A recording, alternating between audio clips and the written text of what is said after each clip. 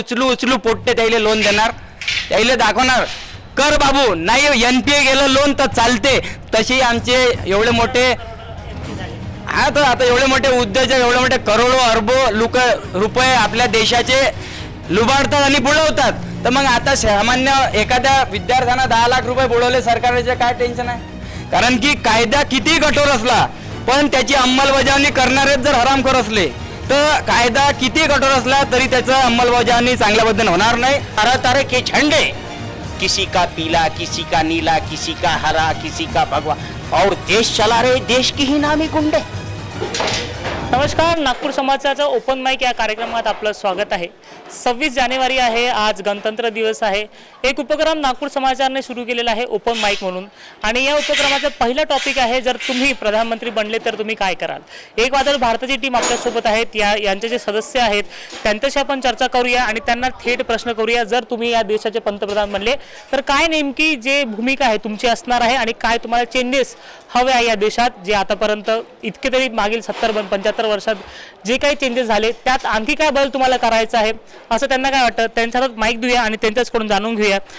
जर तुम्ही एक दिवस किंवा तुम्ही पंतप्रधान झाले या देशाचे तर काय कराल? माईक तुमचा. सर्वांना नमस्कार, एक वादळ भारतातर्फे बोलतोय. पंतप्रधान जर झालो तर पहिली गोष्ट म्हणजे एक करण, पहिले तर शिक्षण फुकट करण. म्हणजे शिक्षणाच्या TCवर मी कोणत्या कास्टचा आहे हे कोणाला लिहायची गरज पडणार नाही. आणि ज्या दिवशी कास्ट खतम होईल त्या दिवशी हा जो जाती वगैरे हा भेदभाव होतात तो खतम होऊन जाईल आणि शिक्षण फुकट भेटल्यावर सारे फुकट भेटणार आहे, त्यामुळे सगळे सुशिक्षित राहतील. दुसरी गोष्ट, हे जे पोट्टे शिकतात बाहेर निघतात, ग्रॅज्युएशन झाल्यावर बेरोजगार निघतात, तर यायच्या रोजगारासाठी पहिली गोष्ट तर बिझनेस हब फक्त नावाले स्टार्टअप नाही करणार, नावाले स्टार्टअप इंडिया, स्टँडअप इंडिया अशा प्रकारचे कार्यक्रम नाही करणार. तर पहिले उचलू पोट्टे त्याले लोन देणार, त्याले दाखवणार कर बाबू, नाही NPA गेलं लोन तर चालते. तशी आमचे एवढे मोठे आता एवढे मोठे उद्योजक, एवढे मोठे करोडो अरबो रुपये आपल्या देशाचे लुबाडतात आणि बुडवतात. तर मग आता सामान्य एखाद्या विद्यार्थ्यांना 10 लाख रुपये बुडवले सरकारचे काय टेन्शन आहे ना. तर मी तर पहिले म्हणन की बाबू बुडलेच चालन, पहिले तू व्यवसाय कर एखादा, नाही जमला तर नंतर जॉबचं बघ. दुसरी गोष्ट म्हणजे शेतीमध्ये आजचा जो शेतकरी आहे तो पिकवते भरपूर, पण त्या शेताच्या मालाला भाव भेटत नाही. जेव्हा त्याचा माल निघते तेव्हा त्याचा मालाला किंमत जी आहे ती एकदम कमी राहते आणि तो साठवणूक करू शकत नाही. तर मी तर आपलं एकच काम करेल की प्रत्येक शेतकऱ्याचा माल हा व्यापाऱ्याकडे डायरेक्ट न जाता पहिले तर साठवण्याची क्षमता त्याची वाढवून देईल, जेणेकरून जेव्हा चांगला रेट येईल तेव्हा शेतकऱ्यानं विकला पाहिजे आणि शेतकऱ्याच्या मनावर असला पाहिजे, कारण की हा शेतकरी हा देशाचा राजा आहे. तिसरी गोष्ट म्हणजे अशी की आपल्या देशातलं जे राजकारण आहे त्या राजकारणातले जे कायदे आहेत की काय तर मग 65 वर्ष 75 वर्ष, पहिली गोष्ट याच्यात तरुणांचा सहभाग वाढला पाहिजे, यासाठी धोरण अवलंबलं पाहिजे. आणि नक्कीच ज्याच्यावर गुन्हे दाखल आहे म्हणजे सिरियसवाले त्याला तर राजकारणात एंट्री नाही भेटायला पाहिजे. आणि मी अशी तजवीज करून ठेवीन की असा जर एखादा व्यक्ती उभा राहिला तर लोकांना त्याला शिव्या मारल्या पाहिजे, है ना. तर अशा पद्धती, कारण की बघा शेवटी वातावरण निर्माण करायचं काम हे देशातल्या ज्यांच्याकडे व्यवस्था आहे राबवण्याची, म्हणजे जे आता पंतप्रधान तुम्ही म्हणलं, कारण की कायदा किती कठोर असला पण त्याची अंमलबजावणी करणारेच जर हरामखोर असले तर कायदा किती कठोर असला तरी त्याचं अंमलबजावणी चांगल्या पद्धतीने होणार नाही. आणि जे आहे आपण म्हणतो काय तर मग खोटे गुन्हे दाखल होतात, हे जे आहे हे चालत राहणार आहे. त्यामुळे एकच करेल की ह्या देश जर चांगला सुधारायचा असेल तर पहिली गोष्ट म्हणजे शिक्षणातून जात नावाचा कलम काढून टाकावा लागतील. एवढा. धन्यवाद. एक दिवसाचा पंतप्रधान बनल्यानंतर एक बेसिक गोष्टी जे माणसाला वाटतात ते आहे एज्युकेशन आणि नोकरी, आणि सर्वात जास्त जे आपण कोविडमध्ये अनुभवलं आहे ते हॉस्पिटल्स. म्हणजे एज्युकेशनपासून स्टार्ट झाली आहे ही गोष्ट.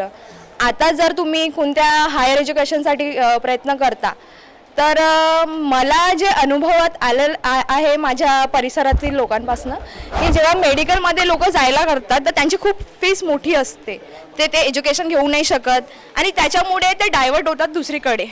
तर हे जे बेसिक एज्युकेशन्स आहेत आणि ह्या ज्या गोष्टी केल्या जातात म्हणजे पैसे घेऊन सीट्स दिल्या जातात मेडिकल्समध्ये, दुसऱ्या फील्ड्समध्ये, त्या गोष्टी मी सर्वात अगोदर बंद करेल, कारण की त्या गोष्टीची खूप गरज आहे. इथे सर्वांना समान अधिकार भेटला पाहिजे. जे परीक्षा होतात, एंट्रन्स एक्झाम, त्याच्यानुसार लोकांची नोंदणी झाली पाहिजे आणि ज्याला हक्क आहे, जो परफॉर्म करून निघेल त्याला ते भेटलं पाहिजे. परत आता आपण बघत आहोत की इतके जास्त प्रमाणात ॲक्सिडेंट होतात, ते याच्यामुळे की आपला रोड व्यवस्थित नाही. रोड व्यवस्थित असल्यावरही लोक व्यवस्थित ते चालवत नाही. फक्त हेल्मेट कंपल्सरी केल्याने ते होत नाही. ते तुमची जबाबदारी पाहिजे. जेव्हा तुम्ही गाडी चालवता तेव्हा समोरच्या व्यक्तीची जबाबदारी, त्याच्या जीवाची जबाबदारी तुमची आहे. कारण की जर तुम्ही स्पीडने चालवली तर तुमचा जीव तर जाणारच, पण समोरच्या व्यक्तीचा पण जीव जाणार. तर त्या गोष्टी मी कंपल्सरी करणार. परत हॉस्पिटलच्या इतकं लॅकिंग आहे की जर तुम्ही गव्हर्नमेंट मेडिकलमध्ये गेल्या किंवा मेओमध्ये पण गेल्या तर तिथे अक्षरशः लोकांना बसायला जागा नाही. ते असे बसले असतात, रोडावर असतात, खायची सोय नाही. तर एक बेसिक फूड म्हणून जेव्हा ते गावातून येतात त्यांच्याकडे इतके पैसे नसतात की ट्रीटमेंटच्या व्यतिरिक्त ते काय करतील, तर एक बेसिक फूड ची फॅसिलिटी तिथे अवेलेबल करून देणं. परत त्यांना काही प्रॉब्लेम असलं तर एक वेगवेगळे असे संस्था काढणं की ते तिथे राहू शकतील किंवा ते आपलं जे ट्रान्सपोर्टेशनचे वेगवेगळे खर्च होतात ते कमी होतील. मला मेन म्हणजे एज्युकेशनबद्दलच बोलायचं होतं, कारण एज्युकेशन हा सर्वात मोठा इम्पॉर्टंट फॅक्टर आहे आपल्या इंडियाचा. जर एका घरात एक व्यक्ती शिकला तर तो 10 व्यक्तींना सोबत नेते. म्हणून सर्वात अगोदर जर काही चेंजेस करायचे आहेत ते एज्युकेशन. आज आम्ही एक वादळचा इथं प्रोग्राम करत आहोत. तुम्ही बघू शकता सर्व लोक इथे टी शर्ट घालून आहेत. सर्वांचा एकच मोटो आहे की 26 जानेवारी आणि 15 ऑगस्ट आपल्याला आपण एक हॉलिडे म्हणून नाही तर देशाचा सण म्हणून साजरा करायला पाहिजे. कारण की आम्ही आपल्या कर्तृत्वाबद्दल इथे जागरूक आहोत, म्हणून आम्ही लोकांना सांगत आहोत की हे हॉलिडे नाही आहे. जर तुम्ही थोडी आजूबाजूच्या परिसरात लक्ष दिलं तर त्यांचा एक वेगळा अप्रोच येतो. का? कारण की तो एज्युकेशन तिथं कमी आहे, ते जागरूकता तिथं कमी आहे. म्हणून जेव्हा तुम्ही पायवा बरोबर टाकणार, तो एज्युकेशन बरोबर घेणार तर लोक जागरूक होतील. धन्यवाद. बोला एक दिवस प्रधानमंत्री बनले तर काय करा. तर विषय असा आहे की जसं आपण पाहिलं आहे, लोकांना म्हणजे आपल्या देशाबद्दल पुष्कळशी लोक विसरले आहेत. आपले कर्तव्य, संविधानिक कर्तव्य जे आहेत त्याच्यामध्ये आपल्या मतदानाचा अधिकार असतो, ज्याच्यामध्ये आपल्याला लोकांना निवडून देण्याचा पण अधिकार असतो. तर पुष्कळसे लोक चुकीच्या लोकांना निवडून देतात पैशाखातीर किंवा बाकीच्या पुष्कळशा गोष्टी असतात. काही काही लोक तर उमेदवार आवडत नाही म्हणून वोटिंगच करत नाही. तर हे चुकीचं आहे. जर समजा मला संधी मिळाली देशाचा प्राईम मिनिस्टर किंवा प्रधानमंत्री बनायची तर सर्वात आधी तर मी कायदा कठोर करीन. कारण आपल्या देशात कायदा कठोरच नाही आहे, त्याच्यामुळे सगळ्या गोष्टींची ढिलाई झालेली आहे. जर कायदा कडक झाला किंवा प्रत्येक कायद्यातला जो व्यक्ती आहे त्याने आपलं कर्तव्य जर व्यवस्थितपणे पार पडलं तर देशाची पुष्कळशी परिस्थिती आहे ती बदलेल असं मला वाटते. आणि आपल्याला जो वरून चेहरा मोहरा दाखवला जातो म्हणजे डिजिटल शहरांचा, स्मार्ट सिटीचा, ते फक्त स्मार्ट सिटीपुरते मोठ्या शहरापुरतंच मर्यादित आहे. आजही जर आपण खेड्यापाड्यात किंवा आदिवासी एरियात किंवा आदिवासींच्या एखाद्या गावात गेलो तर परिस्थिती वेगळीच आहे, चेंज झालेली नाही आहे. त्यांच्या गावापर्यंत जायला रस्ता पण नाही आहे. काही काही लोकांना नावीतून जावं लागते, त्यांच्या डिलिव्हऱ्या त्यांना स्वतःलाच करावं लागतात. तर ही परिस्थिती जी आहे आधीपासून बेसिक गोष्टीपासून आपण ते चेंज करून मग तिथपर्यंत पोचायला पाहिजे, तेव्हा देश खऱ्या अर्थानं स्मार्ट बनेल असं मला वाटते. जर मी एका दिवसासाठी पंतप्रधान बनली तर सगळ्यात अगोदर तर मी एज्युकेशन सिस्टीम जे आहे आपलं त्याला चेंज करेल.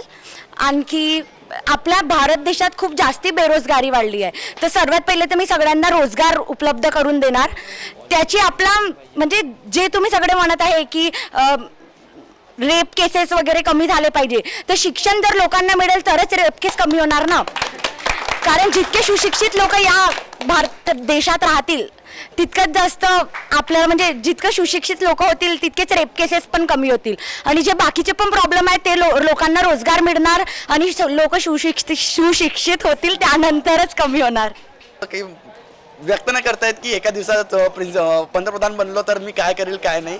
पण हां, एक गोष्ट आहे, जसं आज आम्ही इथे आज 26 जानेवारी आहे आणि आज आम्ही एक वादळ भारताचा हा प्रोग्राम करायसाठी इथे जमा झालेलो आहोत, तर याचं हे गरज का बरं पडली? कारण लोकांच्या मनात राष्ट्रगीताबद्दल किंवा आपल्या देशाबद्दल जे कर्तव्य आपली जबाबदारी आहे, जे आपले हक्क आहेत, ते आज लोक विसरत चालले आहे. त्यामुळे आज गरज चालली आहे की एक वादळ भारतसारखी चळवळ या भारत देशामध्ये, ज्याला आपण आपलं आई मानतो, आपल्या भारत देशाला आपण आई मानतो, त्या देशामध्ये ही चळवळ राबवण्याची गरज पडत आहे. ही खऱ्या अर्थाने पाहायला गेलं तर ही खूप मोठी खंत आहे की आपल्याला आपल्या राष्ट्रगीतासाठी एक अशी चळवळ उभारावं लागत आहे की नाही बा, की तुम्ही सगळेजण एकत्र या, सर्वांना आवाहन करावं लागत आहे, तुम्ही या, राष्ट्रगीत म्हणा आणि आपल्या देशाचा सन्मान करा, राष्ट्रगीताचा सन्मान करा. ही सगळ्यात मोठी खंत आहे आपल्या भारतासाठी. त्यानंतर तिसरी गोष्ट, आज या भारतात, ज्या भारत देशाला आपण आपली आईचा दर्जा देतो, या भारत देशामध्ये गंगा नदीला देखील साडी अर्पण करण्याची प्रथा आहे. त्या भारत देशामध्ये सगळ्यात जास्त रेप केसेस होतात. ही सगळ्यात मोठी खंतीची गोष्ट आज आपल्या भारत देशात होत आहे. तर जर मी एका दिवसाचा पंतप्रधान बनलो, सगळ्यात मोठा हा टॉपिक राहील माझा की जर बलात्कार होत आहेत कोणावर, तर आणि जो सिद्ध होत आहे, डायरेक्ट नाही की टोकाचा निर्णय घ्यायचा, जर तो सिद्ध होत आहे तर कठोर त्याला शिक्षा द्यायची आणि डायरेक्ट फासावर चढवायचं. धन्यवाद.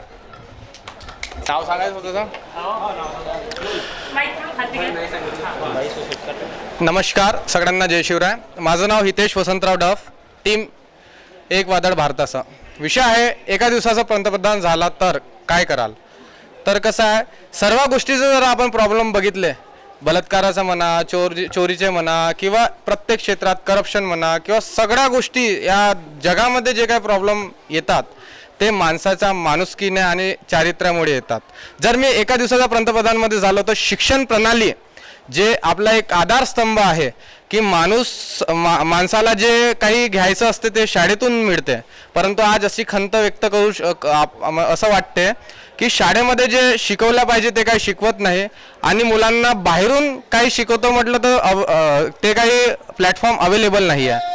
तर मी एका दिवसाचा पंतप्रधान झालो तर सर्वप्रथम जे शिक्षण प्रणाली आहे आपली, शिशुवाटिकापासनं तर 1ली ते 5वी, 5वी ते 10वी आणि 10वीपासनं ग्रॅज्युएशन, चारित्र्य कसं आपल्याला मुलांमध्ये रुजवता असेल. जे काही क्रांतिकार झालेले आहे, चंद्रशेखर आझाद असो, भगतसिंग असो, शिवाजी महाराज असो, महाराणा प्रताप असो, भारताचा इतिहास प्रत्येक व्यक्तीमध्ये हा माहितीच पाहिजे. जर इतिहास प्रत्येक व्यक्तीला माहिती पडला तर सामाजिक जीवन जगताना ज्या काही प्रॉब्लेम येतात त्या प्रॉब्लेमवर मात करण्याची क्षमता आपल्या इतिहासातून मिळते. तर धन्यवाद. वारे भारतीय राजनीति जैसे अंधे बहरे गूंगो लोगों की खेती. वारे भारतीय राजनीति जैसे अंधे बहरे गूंगो लोगों की खेती. हर 5 साल में होता या चुनावी खेल, और चुनकर आने के बाद होता या दुश्मन से भी मेल. वारे भारतीय राजनीति जैसे अंधे बहरे गूंगो लोगों की खेती. हर 5 साल में होता या चुनावी खेल, और चुनकर आने के बाद होता या दुश्मन से भी मेल. चुनाव में होते यहाँ तरह तरह के झंडे, किसी का पीला, किसी का नीला, किसी का हरा, किसी का भगवा, दुनिया भर के झंडे होते इंडियन पॉलिटिक्स में. जिसके मन में जो चाहे वो झंडा उठाता है. या दुनिया भर के होते तरह तरह के झंडे, और देश चला रहे देश की ही नामी गुंडे.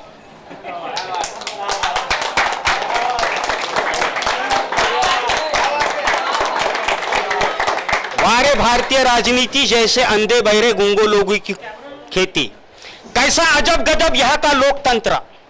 लोकतंत्र तो बहुत अच्छा है, बनाने वाले ने बहुत अच्छा बना, उसका पूरा छिचड़ा कर लिया इन लोगों ने. कैसा अजब गजब यहाँ का लोकतंत्र यानी संविधान. लोकतंत्र यानी संविधान. कैसा अजब गजब यहाँ का लोकतंत्र, देश को लूटने का खाली एक महामंत्र. या हर कोई सांसद समझे विश्व का सबसे बड़ा बुद्धिमानी प्राणी. छोटी सी बात कर लेकर बनाते मानो बहुत बड़ी कहानी. संसद में होती है शाम सुबह इधर उधर की चर्चा, और सभी निकालते अपने अपने मन का पर्चा. यहां नहीं मानता कोई किसी की बात. संसदेमध्ये आपण जेव्हा चित्रण पाहतो टीव्ही मध्ये वगैरे, तो कुठला प्रकार आपल्या लक्षात येतो. कोणी काही कागद फेकून मारतात, कोई काही पुस्तक फेकून मारतात, काही जे मनात जे आलं ते फेकून मारतात. संसद में होती है शाम सुबह इधर उधर की चर्चा, सभी निकालते अपने अपने मन का पर्चा. यहाँ नहीं मानता कोई किसी की बात, और भले बुरे शब्दों से करते एक दूसरे पर घात। काम किसी का धाम किसी का, न रहता उन बातों में कुछ ताल्लुक, और बेभान होकर जबान लड़ाते मानो बहुत बड़ा है ताल्लुक, मानो बहुत बड़ा है। वारे भारतीय राजनीति जैसे अंधे बहिरे गुंगो लोगों की खेती, जैसे अंधे बहिरे गुंगो लोग। आता मनमोहन सिंगवर थोडंसं टिपण केलं आहे त्या काळात. ही माझी 3 पेजची कविता आहे, जे आठवते तुम्हाला सांगतोय मी. माझी 3 पेजची कविता आहे, जे आठवते. मनमोहन सिंगवर टिपण केलं ज्यावेळी मनमोहन सिंगचं सरकार होतं आणि ते निवड कोणाच्या तरी इशाऱ्याने काम करायचे, त्याच्यावर थोडंसं टिपण केलं आहे, थोडंसं विडंबन केलं आहे. परदेश की रानी म्हणजे इटलीची, परदेश की रानी बनी मदारी, लोकतंत्र का राजा बन गया बंदर. आणि मनमोहन सिंग, परदेश की रानी बनी मदारी, लोकतंत्र का राजा बन गया बंदर, और इशारों पे नचवाए सब माल अंदर, सब माल अंदर. वारे भारतीय राजनीति जैसे अंधे बहरे गुंगो लोगों की खेती, वारे भारतीय राजनीति जैसे अंधे बहरे गुंगो लोगों की खेती.